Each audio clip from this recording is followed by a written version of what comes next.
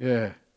참 지금 여러분 나눈 분들이 어떤 분들인지 여기서 제가 알 수가 없습니다만은 아마 여러분들의 신앙생활과 또 사역의 좋은 롤 모델이 되셨던 분이라면 어쩌면은 이제 우리 자신이 또 다른 사람에게 그런 좋은 롤 모델이 되어 줄 수 있다면 얼마나 좋겠습니까? 아마 이미 되어 주고 계신 분들도 여러분이 있다고 생각이 듭니다. 누군가 나에게 그런 좋은 모델이 되어주고 선한 영향력을 끼친 것처럼 나 또한 다른 사람이 나도 저분같이 나를 바라보면서 저 권사님같이 저 장로님같이 내가 신앙생활을 하리라, 저렇게 사역하리라, 이런 선한 영향력을 끼치고 좋은 롤 모델이 된다면 참으로 귀한 일이라고 생각이 됩니다. 저도 제가 이분이 내 롤 모델이다 이렇게 정하지는 않았는데 목회를 하다가 좀 어려운 일이 생길 때마다 가장 먼저 떠오르는 분이 계세요. 그러니까 아마 제가 그렇게 정하진 않았지만 자연스럽게 제 마음속에 제 삶 속에 그분이 롤 모델이 되신 것 같아요.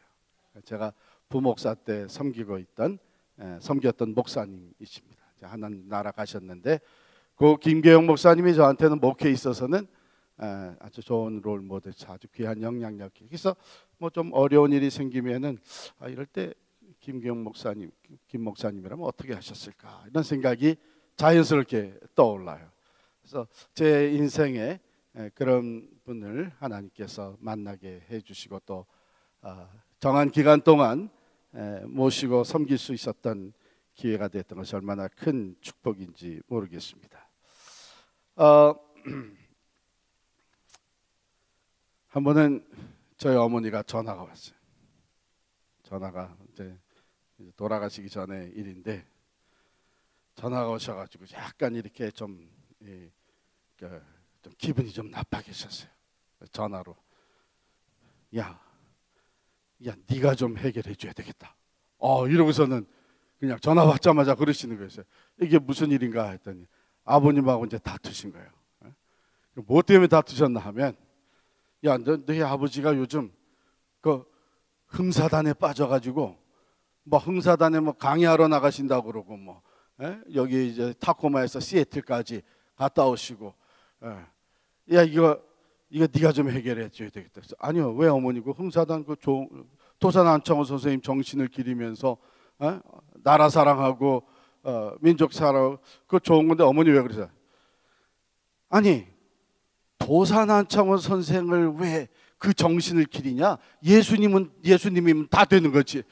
교회 장로가 왜 도산 안창호 정신을 기린다고 흥사단에 나가고 그러냐? 교회 나가면서 예수님만 바라보면 되지. 그래서 이제 두 분이 이제 다투신 거예요. 우리 아버님은 내가 예수님도 바라보고 다 교회 장로 하지만 또 이 흥사단도 참 좋은 거 우리 이 민족의 참 귀한 지도자이셨던 도상한창 선생님 그 정신. 두 분이 이제 그러면서 이제 다투셨는데 누가 이겼겠어요? 그러면 두 말하면 잔소리지. 아니 어머님이 결론을 딱 내리시는 거예요. 그 도산 안창호 선생님이 하신 좋은 말 중에 예수님이 하시지 않는 말이 있냐 말이에요. 이런 거 이제 예수님이야. 그러니까 아니 예수 믿는 사람이 예수님만 바라보면 되지 왜 사람을 바라보냐 이렇게 나오시는 거예요. 그러니까 우리 어머니하고 딱 붙으면 영적으로 질 수밖에 없어요. 근데 제가 그 말을 듣고 그렇다면 그 도산 안창호 선생님도 위대한 지도자이신데 진정으로 우리 크리스찬들에게 진정으로 좋은 사역의 롤모델이 된다는 것은 뭘 의미할까? 뭘까요? 두 가지로 나눠보면 첫 번째는요, 어떤 영향을 주는 사람이 진정으로 좋은 사역의 롤 모델이 되어주나 하면 나로 하여금 내가 될 수 있도록 해준 사람이에요. 그러니까 다른 사람을 계속 다른 사람만 모방하고 내가 아닌 다른 사람이 되게 나를 만들려고 하는 것은 사실은 좋은 영향력이 아닙니다. 가끔가다 우리 부모들이 욕심이 생겨서 그럴 때가 있어요. 우리 아이들이, 하나님이 우리 아이들을 어떻게 만드셨나, 얘는 어떤 재질을 주셨나, 얘를 통해서 하나님이 어떤 일을 하시기를 원하시는가, 그렇게 이제 바라보는 것보다는 우리 부모가 원하는 것을 하도록, 그런 사람이 되도록 우리가 강요할 때가 좀 있어요. 그건 좋은 영향력은 아니죠. 그러니까 나로 하여금 내가 될 수 있도록 만들어주는 거예요. 여러분, 우리가 예수 그리스도를 믿게 되면 이런 축복을 받습니다. 예수 안에서는 우선 하나님이 만드신 내가 될 수 있는 그런 자유함과 또한 그러한 은혜와 또 그러한 축복이 우리에게 주어집니다. 다른 사람 모방할 필요 없이 나 있는 그대로 하나님이 나를 받아주세요. 그리고 하나님 안에서 나를 재발견하게 되고, 은혜 안에 사는 동안에 하나님이 나를 향하여 가지신 그 계획을 우리가 점점 더 깊이 알아가게 되고, 하나님의 그 뜻이 내 삶을 통해서 이루어지는, 우리 다 독특하게 하나님 만드셨단 말이에요. 그래서 선한 영향력을 주는 진짜 좋은 모델은 어떤 사람이냐 하면은 나로 하여금 내가 될 수 있게 하나님이 만드신 내가 될 수 있도록 만들어줘. 그 두 번째는 어떤 사람이냐 하면 예수님을 닮아가게 만드는 거예요. 예수님 닮아가게. 그러니까 나로 하여금 내가 되면서 그 내가 예수님을 닮아갈 수 있게. 그러니까 내가 지금 참 저 사람 참 괜찮은 사람이다, 저 참 좋은 사람이다, 저 사람이 내게 참 좋은 영향력을 끼친다, 이렇게 생각을 하고서는 그 사람은 내 어떤 게 삶의 본으로 삼고 있는데 말이에요. 근데 그 사람이 하는 것, 그 사람이 얘기해 주는 것, 이것을 딱 좋아 보여서 따라갔는데 오히려 그게 나로 하여금 하나님으로부터 좀 멀어지게 만드는, 예수님을 점점 닮아가는 것이 아니라 그 사람을 닮게 만든다든지, 이렇게 되게 되면 그건 사실 좋은 영향력은 아닙니다. 그래서 진정 좋은 영향력을 주는 사람은 다른 사람으로 하여금 하나님이 원하시는 사람이 될 수 있도록, 그리고 그것은 예수 그리스도를 점점 닮아가게 만드는. 고린도전서 11장 1절 한번 찾아서 같이 읽겠습니다. 고린도전서 11장 1절.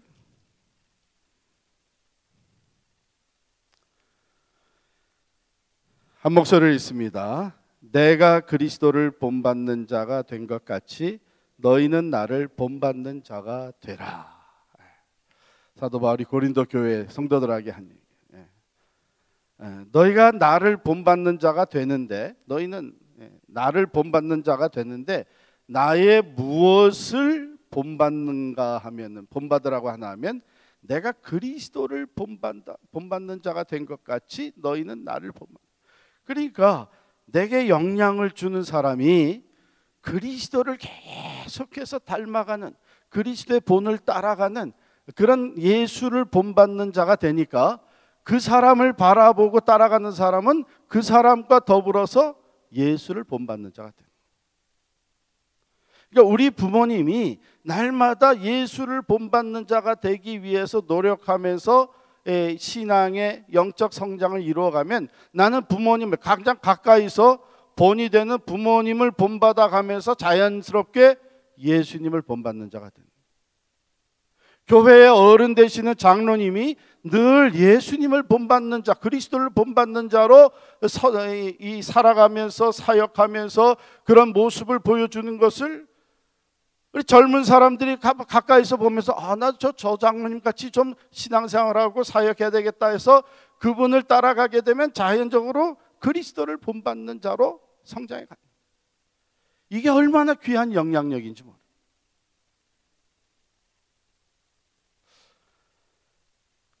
그래서 이 사역은 우리가 그리스도를 따르고 더욱 그분을 닮아가는 것이 바로 사역의 아름다운 모습입니다. 사역이라는 것은 그리스도가 하신 것을 우리가 따라하는 거예요.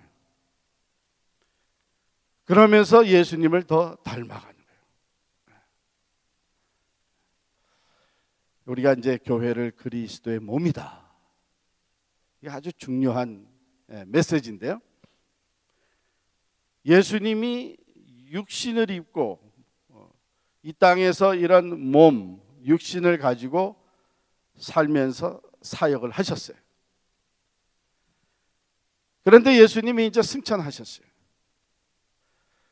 승천하신 후에도 예수님이 하시던 사역이 지속될 수 있도록 또 다른 몸이 생겨났는데 그것이 교회라는 거예요. 그러면 교회는 누가 이루고 있냐면 우리가 그 교회를 이루고 있어요.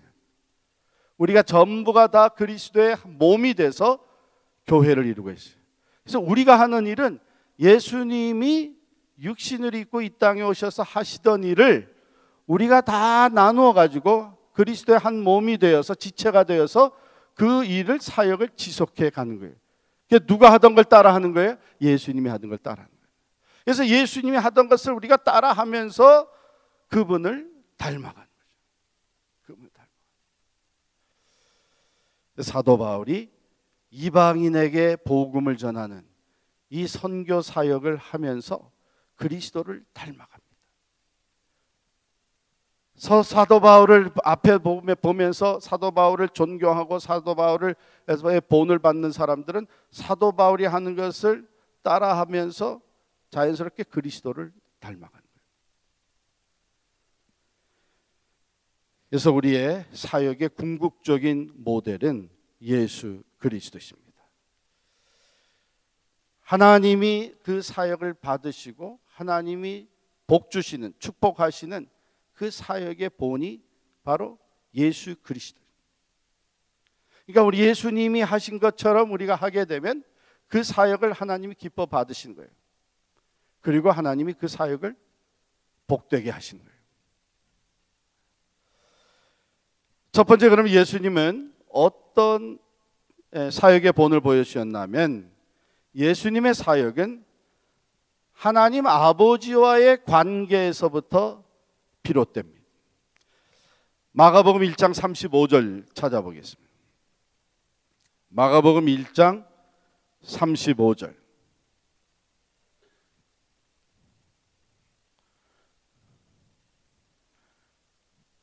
우리 한 절만 그냥 같이 읽겠습니다. 시작. 새벽 아직도 밝기 전에 예수께서 일어나 나가 한적한 곳으로 가사 거기서 기도하시더니. 한국 교회는 새벽 기도를 하잖아요. 새벽 기도를 하니까 이 다른 이 미국 교회 교인들이 깜짝 놀라는 게 어떻게 너희는 새벽 5시 반에 나와서 새벽 기도를 하느냐. 어떠하면 몇십 명이, 어떤 게 특별 기도했다는 몇백 명이 나와서 하니까 미국 사람들이 막 믿어지지가 않는 거예요. 그런데 이 새벽 기도회를 매일 인도해야 되는 이 목사들은 어떤 데는 내가 다른 것만 해도 이 새벽 기도만 없으면 정말 내가 편안하게 목회를 할 텐데 이런 생각들을 한단 말이에요. 이게 새벽 기도는 도대체 누가 만들어가지고 뭐 그러니까 또 역사를 따지고 나니까 우리 한국교회 길선주 목사님이 시작하셨다 그래요. 그런데 더 거슬러 올라가면 예수님이 시작하신 거예요. 여기 나와 있잖아요. 새벽 아직도 밝기 전에 예수께서 일어나 나가 한적한 곳으로 가서 거기서 기도하시더니. 그러니까 예수님의 하루의 사역이 무엇으로 시작이 된다면 하나님 아버지와의 관계, 하나님과 개인적으로 만나서 기도하고 대화하는 그것으로 시작이 됩니다. 이 땅에 오신 것 자체가 그 하나님 아버지 성부 하나님께서 보내셔서 이 땅에 오셨어요. 그리고 이 땅에서 매일 사역을 하면서 그 사역이 하루의 시작이 하나님과 기도하면서 시작이 됐다. 뿐만 아니라 예수님은 사역을 하면서도 늘 낮에도 사역하는 중에도 아버지께 틈틈이 기도하면서 사역을 하셨고, 사역이 다 마친 후에 제자들은 잠자러 들어갔는데 예수님은 홀로 산으로 가셨다. 그러니까 그 사역이 중심이 하나님과 하나님 아버지와의 그 관계에 있었다는 것입니다. 우리가 사역이 이 하나님 중심, 하나님과의 관계에서 비롯된다는 것을 잊어버리게 되면 하나님과의 관계, 하나님과 같이 보내는 기도 시간, 하나님과 의논하고 하나님께 묻고 하나님의 말씀을 듣고 또 하나님을 온전히 의지하는 이런 사역이 이루어지지가 않고 내 생각과 사람들의 판단과 사람들의 기대에 맞춘 그런 사역들이 되기가 쉽습니다. 그래서 예수님은 철저하게 하나님 아버지와의 관계에서 그 사역이 비롯되었다. 그래서 사실 이 새벽기도 하니까 얼마나 특별히 사역자들에게 있어서는 아침 새벽 첫 시간을 다른 사람들 만나기 전에 어떤 사역도 시작되기 전에 먼저 하나님 아버지와 함께 만나서 기도하는 시간을 갖는 것이 아주 중요한 거예요. 이거 중요해요.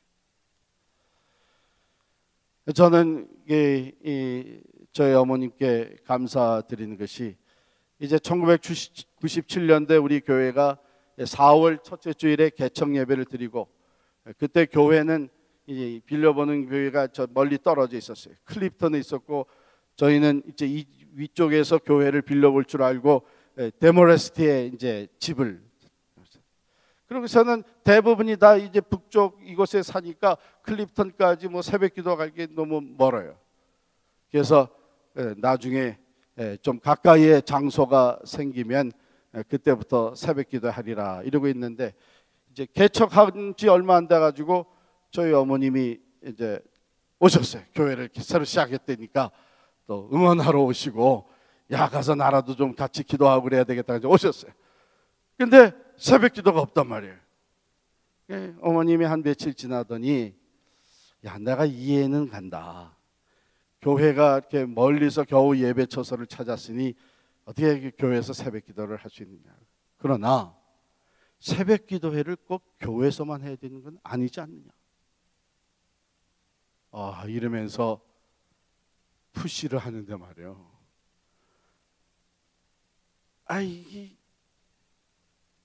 이게 성경적이란 말이에요.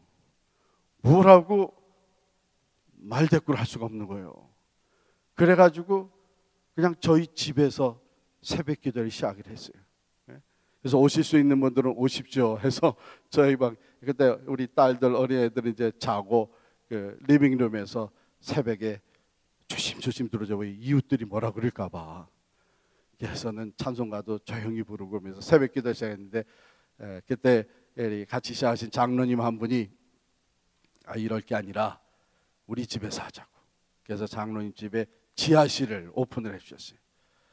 지하실에 내려가서 새벽 기도를 하니까 찬송을 더 크게 부를 수 있고 더 새벽 기도하기가 좋더라고요. 이래가지고서는 이제 매일 새벽 기도 하기 시작했는데 돌아보니까 그때 참 얼마나 그런 이 신앙의 챌린지를 주신 게 얼마나 감사한지 모릅니다. 그래서 어느 곳에 있든지 우리 사역자들이 또 어떤 사역을 하든지 하루 시작하기 전에 반드시 하나님 아버지와 먼저 시간을 갖고 하나님께 오늘 사역에 대해서 말씀드리고 또 하나님의 뜻을 하나님의 음성을 듣고 그리고 하나님을 온전히 의지하는 믿음으로 하루의 사역이 시작되는 것 참 중요합니다. 꼭 사역이라고 하지 않더라도 우리 하루의 일과가 하나님과의 관계에서부터 비롯된다고 하는 것은 매우 중요한 거예요.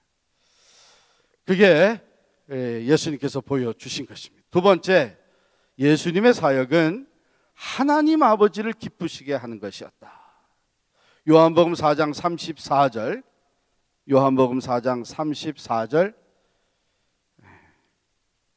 다 찾으셔서 같이 읽겠습니다. 요한복음 4장 34절 같이 읽습니다. 나의 양식은 나를 보내신 이의 뜻을 행하며 그의 일을 온전히 이루는 이것이니라. 또 한 군데 가서 있습니다. 요한복음 8장 29절. 요한복음 8장 29절 있습니다. 같이 있습니다. 나를 보내신 이가 나와 함께 하시도다. 나는 항상 그가 이를 행함으로 나를 혼자 두지 아니하셨느니라. 항상 그가 기뻐하는 일을 행함으로 나를 혼자 두지 아니하시고 나와 늘 함께 계셨다는 것이죠. 내가 하나님, 예수님께서 하신 말씀, 내가 하나님 아버지를 기쁘시게 해드리는, 하나님이 기뻐하는 일을 행함으로 하나님 아버지는 나를 혼자 두지 않으시고 항상 나와 함께 하셨다. 나의 양식은 나를 보내신 이의 뜻을 행하여 그의 일을 온전히 이루는 이것이니라. 얼마나 기뻐하시겠어요. 나를 보내신 이가 그 보내신 하나님의 뜻대로 그분의 뜻을 온전히 이루니 하나님이 얼마나 기쁘시겠어요. 그게 내 양식이다는 거예요. 나는 하나님 아버지를 기쁘시게 하는 것이 내 양식이다. 여러분, 양식을, 밥을 먹으면 어떻게 돼요? 건강해지죠. 강건해집니다. 밥을 먹으면 또 어떻게 돼요? 저는 밥 먹으니까 기쁘더라고요. 저는 밥 먹으면 행복해요. 그래서 그런지 저는 입맛이 떨어지지가 않아요. 이게 참 문제라. 하여간 뭐 어렸을 때부터 그랬어요. 저희 어머님이 너는 참 기특하다. 너는 감기 걸려도 금방 낫는 이유가 잘 먹기 때문에. 아무리 아파도 이 입맛은 사라지지가 않으니까요. 이거 얼마나 큰 축복이에요. 밥 먹으면 행복하잖아요. 기쁘고 건강해지고. 여러분, 우리가 영적으로 행복하고 강건해지고 기쁘고 영혼의 보람이 있고, 이것은 우리가 하나님을 기쁘시게 해드릴 때입니다. 이번에 우리의 이 사역이, 우리의 이 행사가 정말 하나님을 기쁘시게, 하나님이 얼마나 기뻐하셨을까? 이런 생각이 들면 여러분 얼마나 마음에 즐거움과 보람이 있고, 참 우리 영혼이 정말 기뻐 뜁니까? 예수님은 그렇게 사역을 하셨다는 거예요. 사람들로부터는 오해를 받고 비난을 받고 박해를 받고, 그러나 그 예수님의 영혼은 항상 강건하고 기쁘고 보람찬 그런 삶. 그 이유는 하나님을 기쁘시게 해요. 여러분의 삶이, 또 여러분의 사역이, 또 우리 교회가 늘 하나님을 기쁘시게 해드리는 교회 삶이 될 수 있기를 축원합니다. 그게 예수님이 우리에게 보여주신 본이에요. 그래서 사도 바울도 이 본을 따라서 그렇게 얘기를 합니다. 내가 하나님을 기쁘시게 하랴, 사람을 기쁘게 하랴. 내가 지금까지 사람들을 기쁘게 했다면 나는 그리스도의 종이 아니니라. 그런데 우리가 사역을 하면서 사람을 기쁘게 하고자 하는 이런 사역이 될 수가 있어요. 사람들의 기대에 맞추고 사람들이 좋아하는 모습을 보기를 원하고, 그래서 사람들의 비위에 맞추고 사람들이 원하는 것을 해줘.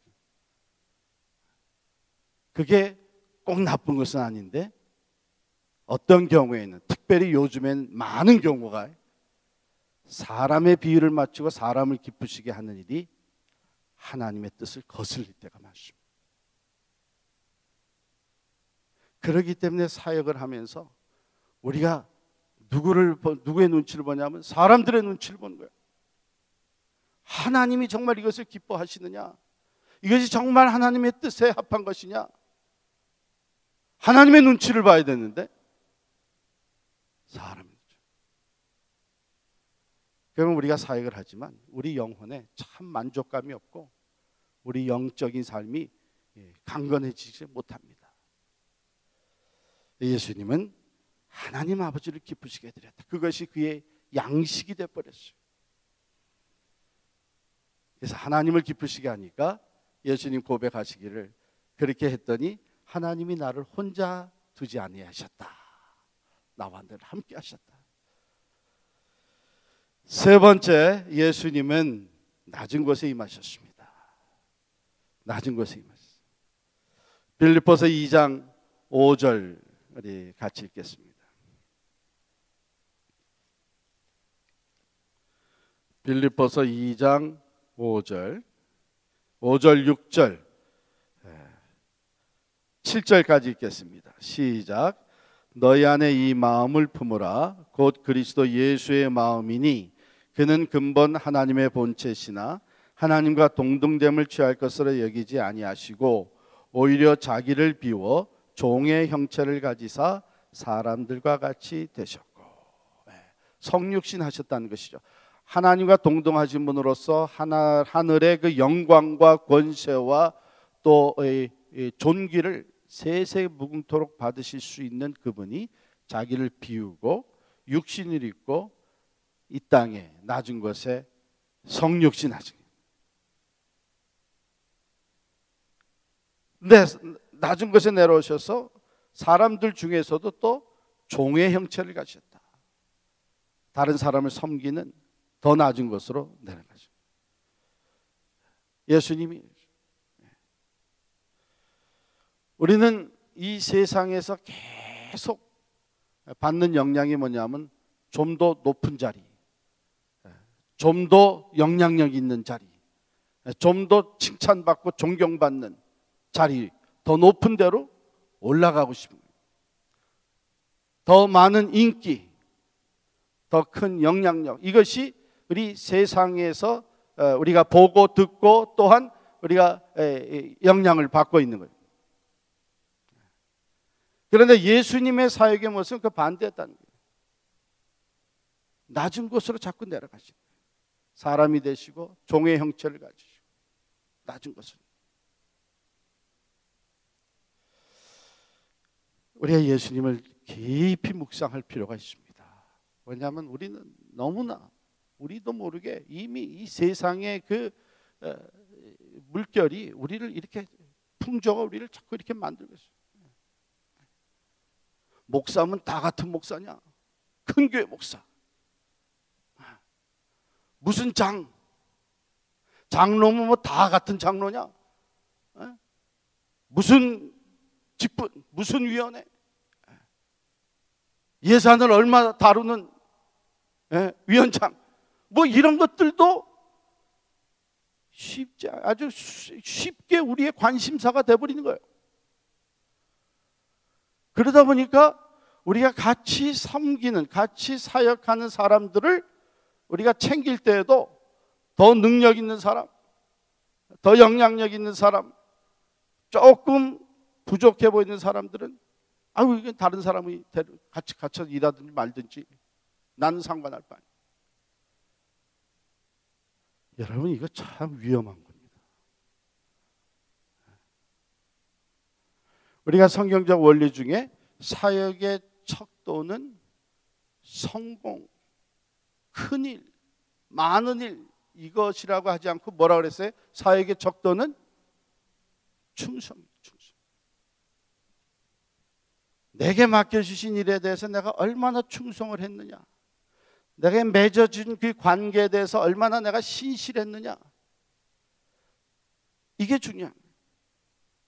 그래서 좀 부족해서 다른 사람이 같이 사역하려고 하지 않는 사람을 내가 먼저 챙겨주고 나랑 같이 일합시다. 뭐 대단한 거 아니지만 그래도 같이 일하면 서로 힘이 됩니다. 여러분, 이런 것들이 예수님이 보여주신 거예요. 예수님이 12 제자를 부르실 때에 그 사회적으로, 정치적으로, 또 종교적으로 뛰어난 사람들을 뽑은 게 아니에요. 우리 소외된 어부들, 이런 사람들을 뽑으시고 그들을 뽑으실 뿐만 아니라 그들을 섬겨주면서 그들을 세워나가셨어요. 그래서 이 성육신에서 낮은 곳에 임하는 것을 참 때로는 이제 그런 분들이 계세요. 이 일은 제가 하겠습니다. 이게 귀찮은 일, 남이 알아주지도 않는 일, 해도 칭찬받지 못하는 일, 굳은 일, 아무도 안 하니까 목사님 일은 제가 하겠습니다. 그런 사역자의 모습을 볼 때에 우리가 얼마나 기뻐요. 뭐 저만 기뻐요? 다른 분들도 저 사람 참 귀한 사람이다. 바로 예수님이 보여주신 것이 그예요. 성육신 하셔서 낮은 곳에 임하셨다. 또 네 번째는 소외된 자들, 죄인들의 친구가 되어주죠. 마가복음 2장 17절. 마가복음 2장 17절.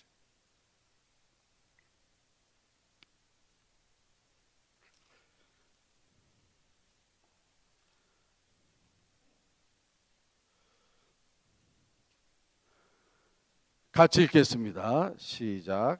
예수께서 들으시고 그들에게 이르시되 건강한 자에게는 의사가 쓸데없고 병든 자에게라야 쓸데있느니라. 나는 의인을 부르러 온 것이 아니요 죄인을 부르러 왔노라 하시니라. 예수님이 이 땅에 사시면서 받으셨던 그 호칭, 그러니까 별명 중에 하나가 죄인들의 친구라는 거예요. 죄인의 친구. 왜냐하면 예수님은 죄인들, 소외된 자들, 약한 자들, 가난한 자들, 스스로 나는 죄인이라고 고백할 수밖에 없는 사람들, 그 사람들 찾아가서 만나주시고 친구가 되주셨어요. 우리가 이런 사람들의 친구가 되어주는 것을 부끄러워하면 안 됩니다. 그리스도의 몸된 교회는 오히려 적극적으로 그런 사람들을 찾아가고 품어주고,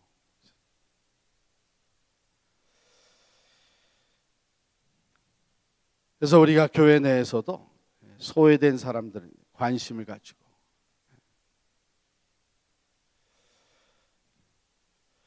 다섯 번째, 예수님은 섬기는 종으로 사역하셨다. Servant leadership. 예수님의 리더십 스타일은, 타입은 뭐냐면 섬기는 리더십이에요. Servant leadership이에요. 근데 세상에서는 이 두 개가 같이 갈 수가 없습니다. Servant면은 리더십이 없는 거예요. 리더십 아래에 있는 거예요. 그런데 예수님 안에서는 이 두 개가 연합이 되는 거예요. 종이면서 지도자예요. 지도자, 리더십을 아주 간단하게 그러나 매우 포괄적으로 정의를 내린다면 리더십은 영향력입니다. 선한 영향력을 끼치는 사람은 좋은 리더고, 나쁜 영향력을 끼치는 사람은 악한 나쁜 리더입니다. 예수님이 영향력을 끼치는데, 지도자로서의 그 영향력을 끼치는데 어떻게 선한 영향력을 끼쳤나 하면 섬김을 통해서 선한 영향을 끼치고, 그래서 예수님 안에서는 이 두 개가 같이, 세상에서는 이 두 개가 같이 가지 못해요.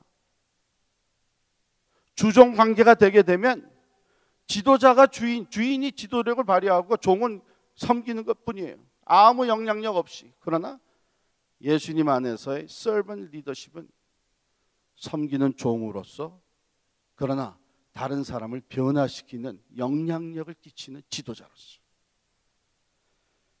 이것이 우리가 본받아야 될 것이죠. 섬기는 종으로 사역하셨다. 요한복음 13장에 보면 예수님이 제자들의 발을 씻겨주신 세족식의 사건이 나옵니다. 내가 주와 선생이 되어서 너희 발을 씻겼으니 너희도 서로의 발을 씻겨주는 것이 마땅하니라.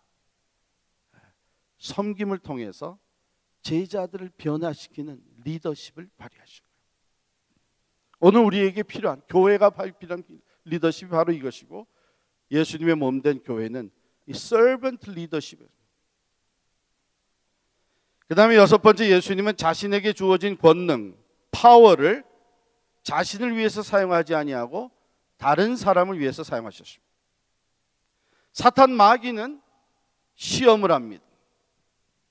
이제 예수님이 공생애를 퍼블릭 미니스트리를 시작하기 전에 40일 광야에 가서 금식하면서 기도했을 때에 사탄 마귀는 예수님이 이루시고자 하시는 그 하나님의 뜻, 온 인류의 구원을 이루시는 이것을 방해하기 위해서 시험을 할 때에 어떻게 시험을 했냐면 예수님에게 주어진 그 권능, 파워를 자기 자신을 위해서 사용하도록 시험을 한 거예요. 그러면서 하나님의 일을 한 걸 가로막는 거예요. 돌이 떡이 되게 하라. 우리는 그 능력 없어요. 장로님 그 능력 있어요? 돌이 떡이 되게. 그럼 우리 모기지 문제는 다 해결되는데. 우린 능력이 없어요. 그러나 예수님에게는 그 능력이 있습니다. 그는 창조주 하나님과 동일하신 분이에요. 무에서 유를 창조하시는 분이에요. 돌이 떡이 되게 할 수 있어요. 이게 사탄 마귀가 시험하고 방해하는 건 뭐냐면 그 권능을, 그 파워를 자기 자신을 위해서 사용하도록 만드는 거예요. 성전 꼭대기에서 뛰어내려라. 센세이션을 일으켜, 기적을 일으키는 거예요. 발이 땅에, 돌에 닿지 않도록. 그 능력이 예수님께서는 있습니다. 우리는 안 되죠. 뛰어내리지 마세요. 그러니까 사탄 마귀가 하는 것은 오늘날에도 하나님의 일을 가로막고 우리로 하여금 하나님을 기쁘게 하는 사역이 되지 못하게, 하나님이 복 주시는 사역이 되지 못하게 하는 사탄 마귀의 유혹은 뭐냐면 내게 있는 파워, 영향력, 능력, 재능, 누구보다도 뛰어난 기술, 누구보다도 많이 가지고 있는 재산, 이 모든 것을 나를 위해서 사용하기 합니다. 나를 나타내 보이고 내게 관심이 쏘이게 되고 내가 인정을 받고 존경을 받는, 우리에게 주어진 걸 나를 위해서 사용하기 합니다. 그러나 예수님이 보여주신 본은 그와는 정반대입니다. 자신에게 주어진 권능을 자신을 위해서 사용하죠. 오히려 다른 사람을 위해서 사용하죠. 마태복음 26장 53절에 보면 예수님이 겟세마네 동산에서 기도를 마치시고 나오는데 가룟 유다가 사람들을 데리고 예수님을 잡으러 왔습니다. 그래서 예수님을 붙잡아 가려고 그러니까 베드로가 칼을 뽑아가지고 쳤어요. 근데 너무 어두워가지고 잘 안 보여가지고 그냥 귀만 잘라져 내려갔어요. 그랬더니 예수님이 그 제사장의 종 말고의 귀를 붙여주시면서 베드로가 뭐라 하냐면 칼을 쓰는 자는 칼로 망할 것이다. 그 다음에 무슨 말씀하셨냐면 너는 내가 아버지께 구하여 지금 12군단이 더 되는 천사를 보내시게 할 수 없다고 생각하느냐? 얼마든지 하실 수 있는 거예요. 하늘로부터 천군 천사 12군단이 더 되는 하늘의 군대를 불러들일 수 있는 능력이 예수님께 있었어요. 그런데 그 다음에 예수님이 뭐냐면 그러나 그리하게 되면 성경에 이른 말씀이 어찌 성취되겠느냐? 즉 하나님의 뜻이 어찌 성취가 되겠느냐? 그래서 예수님의 사역은 자기의 주어진 파워를 자기 자신을 위해서는 사용하지 아니하고 다른 사람들을 위해서 사용하죠. 귀신을 쫓아내십니다. 오병이의 기적을 베풀어내십니다. 이 모든 것들은 다른 사람들을 위해서 사용하죠. 7번째, 그는 하나님의 뜻을 따라서 친히 십자가를 지십니다. 즉 희생의 본을 보여주죠. 진정한 하나님의 뜻이 이루어지기 위해서 자기 자신은 온전히 희생하기를, 죽기까지, 생명을 내놓기까지 희생하신 본을 보여주셨습니다. 우리가 이제 주님을 바라보게 되면 조금 더 참을 수 있어요. 조금 더 희생할 수 있어요. 어떤 때 그런 때 내가 다른 건 다 참아도 이건 못 참는다 정말. 이건 죽으면 죽었지 내가 가만 안 두겠다. 그때도 예수님을 바라보시는 거예요. 예수님을 바라보면서 자기의 생명을 다 내어주시기까지 희생하죠. 사랑은 오래 참고 그랬어요. 끝까지 참고. 사람이 참으면 하나님이 일하세요. 우리가 인내하고 하나님을 바라보면서 하나님께 맡기고 나아가면 하나님께서 다 일을 하세요. 그리고 내가 변화되고 그 상태가 변화되게 역사하세요. 예수님은 마지막까지 십자가를 지시기까지 희생하심에 희생의 본을 보여주셨습니다. 마지막 여덟 번째, 다 같이 읽겠습니다. 자신의 감정을 솔직히 표현하셨다. 예수님이 예루살렘 성을 내다보시면서 슬피 우십니다. 나사로의 무덤에 가셔서 통탄하시며 우십니다. 마음이 강팍한 세리들을 보면서 안타까워하십니다. 또 마지막에 보면 마태복음 26장 37절 38절 같이 읽겠어요. 마태복음 26장 37절 38절 두 절을 같이 읽겠습니다. 시작. 베드로와 세베대의 두 아들을 데리고 가실새 고민하고 슬퍼하사 이에 말씀하시되 내 마음이 매우 고민하여 죽게 되었으니 너희는 여기 머물러 나와 함께 깨어 있으라 하시고. 이거 예수님이 하신 말씀이에요. 내 마음이 매우 고민하여 죽게 되었으니. 사랑하는 제자들에게 인간 예수로서의 그 고뇌, 고통, 두려움, 이것을 표현하셨어요. 슬픔도 표현하시고 고통도 나누시고 죽게 되었다고 하는 이런 상황을 표현하셨어요. 여러분, 우리 근데 사역자들이 내가 그래도 목사인데, 내가 그래도 장로인데, 다른 사람들은 내가 다 신앙이 좋다고 생각하는데, 나를 바라보면서 따르고 있는데, 내가 낙심한 모습을 보여서는 되나? 내가 두려워하는, 내가 흔들리는 모습을 보여, 내 안에 상처가 있는 것을 내가 노출시켜도 되겠나? 여러분, 이런 생각이 들 때가 있습니다. 그래서 그것을 눌러요. 그렇지 않은 척하고 살아가요. 사역해요. 이거 매우 건강하지 못한 모습. 예수님도 자기 자신의 슬픔을 표현하셨고 자기 자신의 고통을 표현하셨어요. 여기 보세요. 내 마음이 매우 고민하여 죽게 되었습니다. 그래서 제가 리더십 세미나를 할 때마다 우리 같이 참석하는 목사님들에게 이 지역에서 이 목회자들에게 네트워크를 꼭 만드시고, 네트워크가 있으면 거기 꼭 참석을 하십시오. 그래서 거기서 만나서, 정기적으로 만나서 우리가 쉐어를 하고 삶을 나누고 서로 신뢰하면서 우리 안에 있는 고충들, 교인들과 나누지 못하는 상처,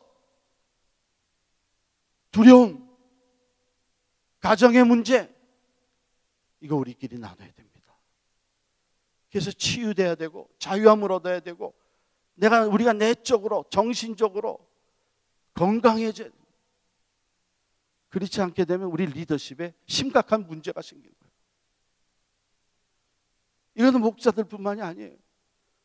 우리 교회 직분마다 섬긴 사람들도 다 마찬가지입니다. 우리의 그 직분이라는 것 때문에, 내가 오래 신앙생활에 다른 사람들이 나를 바라보는 시선이 있기 때문에 내 안의 문제들, 우리 가정의 문제들, 내가 낙심되고 지금 두려워하고 하는 이런 것들을 나누고 그러질 못하면은 이게 건강, 정신 건강에 문제가 생겨, 영적으로 문제가 생겨요. 이걸 나눌 수 있어야 돼요. 예수님은 그 감정을 솔직히 표현하셨어요.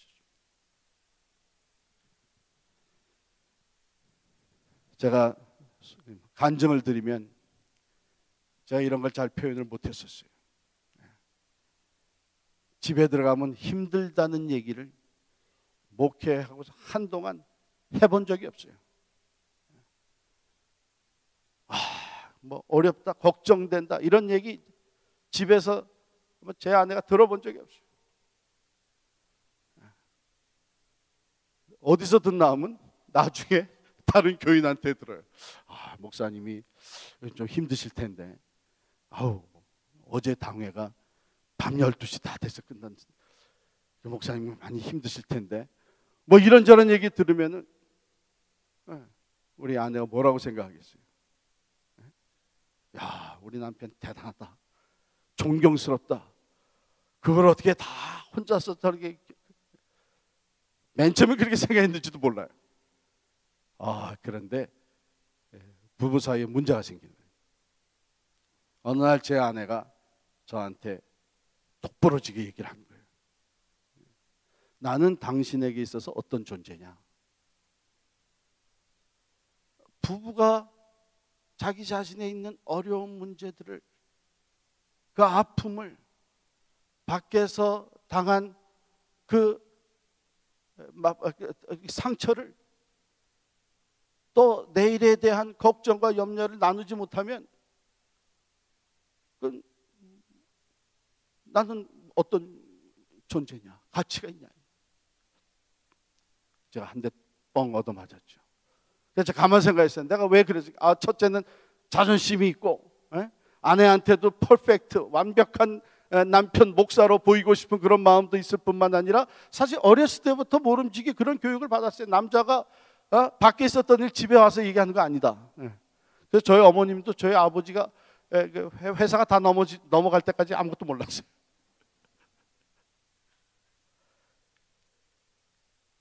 내 스스로가 건강하지 못할 뿐만 아니라 관계가 건강하지 못해 문제가 생겨요. 그래서 바라기는 우리 같이 사역하시는 분들, 장로님들, 권사님들, 집사님들, 교역자들, 우리 같이 사역하면서 우리 자신의 감정을 솔직히 표현할 수 있는 그런 분위기, 그런 관계, 그런 교회가 될 수 있기를 간절히 축원합니다. 그래서 사역하는 우리들이 내적으로, 정신적으로 건강해져야 돼요. 그거 자존심 내세우면 사실 우리 주님 앞에 굉장히 교만한 겁니다. 우리 주님도 내가 지금 죽게 되었다고 제자들에게 얘기하셨는데, 자존심 내세우고 내가 그래도 목사인데 그런 얘기를 할 수 있나 말이에요. 그거 아주 안 좋은 거예요. 우리 예수님을 본받는데 이것도 본받아야 돼요. 네, 자신의 감정을 솔직히 자기가 신뢰하고 가까운 사람과 또 동력하는 사람과 나눌 수.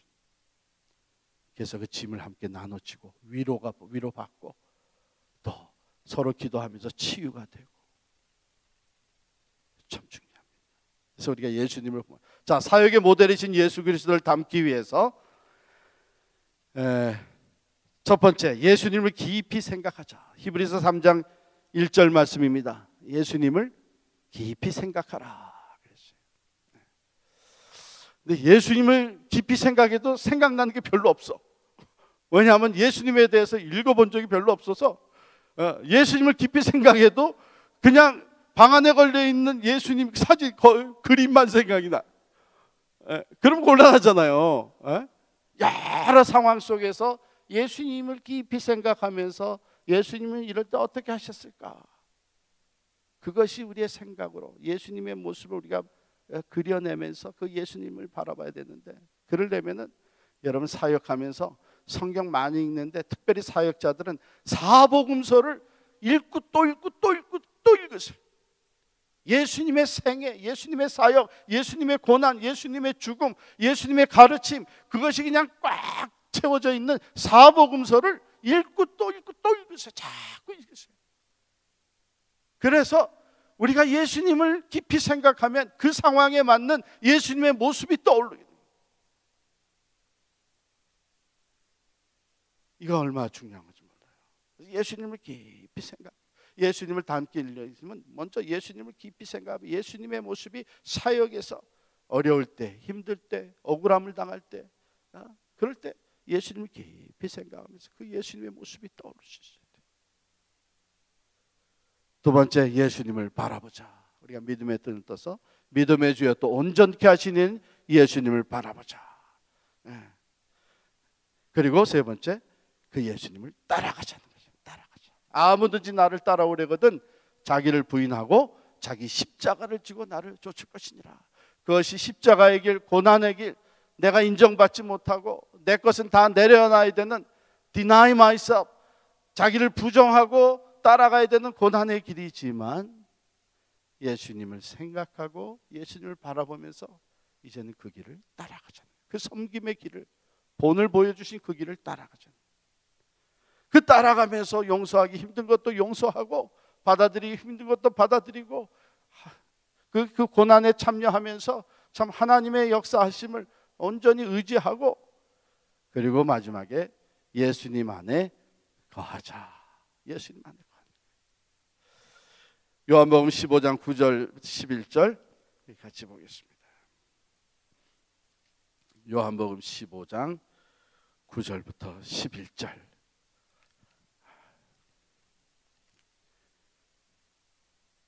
우리 다 같이 읽겠습니다. 시작. 아버지께서 나를 사랑하신 것 같이 나도 너희를 사랑하였으니 나의 사랑 안에 거하라. 내가 아버지의 계명을 지켜 그의 사랑 안에 거하는 것 같이 너희도 내 계명을 지키면 내 사랑 안에 거하리라. 내가 이것을 너희에게 이름은 내 기쁨이 너희 안에 있어 너희 기쁨을 충만하게 하려 함이라. 할렐루야. 그리스도 안에 거하는, 그리스도 안에 거하는 건 어떻게 해서 거하는 거예요? 내가 아버지의 계명을 지켜 그의 사랑 안에 거하는 것 같이 너희도 내 계명을 지키면 내 사랑 안에 거하리라. 하나님의 뜻대로, 하나님의 말씀대로 순종하며 나아가면서 그리스도 안에 우리가 온전히 거하게 되면 거기에서 우리가 경험되어지는 것이 뭐냐 하면 그리스도께서, 하나님께서 나를 얼마나 사랑하시는지를 거기서 경험합니다. 사역에 힘들고 어렵고, 그러나 내가 하나님의 말씀대로, 하나님의 뜻대로, 그 계명대로 내가 순종하며 나아가자고 할 때에 어려움과 고통과 또한 비난과 이런 것들이 있지만은 계명을 지키며 나갈 때는 거기서 우리가 체험되는 것이 뭐냐면 그리스도께서 나를 얼마나 사랑하는지, 그 사랑이 나를 감싸고 있고 그 사랑이 나를 덮고 있고 그 사랑이 내 안에서의 모든 두려움을 몰아내주고 있고, 그래서 거기에 세상이 주지 못하는 기쁨이 충만해. 내가 이것을 너희에게 이르면 내 기쁨이 너희 안에 있어 너희 기쁨을 충만하게 하려 함이라. 예수님을 본받아 사역하게 되면, 예수님을 깊이 생각하며 예수님을 바라보면서 예수님을 따라가게 됩니다. 그 말씀대로 순종해서 예수님 안에 거하게 되면 사역이 잘 되고 못 되고 성공이고 아니고 열매가 기대했던 대로 됐고 아니면 사람들이 볼 때 실패하고 그것과 상관없이 우리 안에 주님 주시는 기쁨이 충만하게 될 줄 믿습니다. 우리 오늘 이 시간으로서 다 마쳤어요. 성경적 원리, 건강한 사역, 10가지 프린시플, 원리를 다했습니다. 여러분 이것을 제가 바라기는 여러분이 늘 갖고 다니시는 성경책에 이것을 붙여놓으시고 늘 가끔 들여다보시면서 그 원리에 항상 준해서 섬길 수 있는, 또 그래서 그 주님을 사역 가운데서 오히려 주님을 닮아가는 변화의 열매가 여러분과 제 삶에 넘치기를 간절히 축원합니다.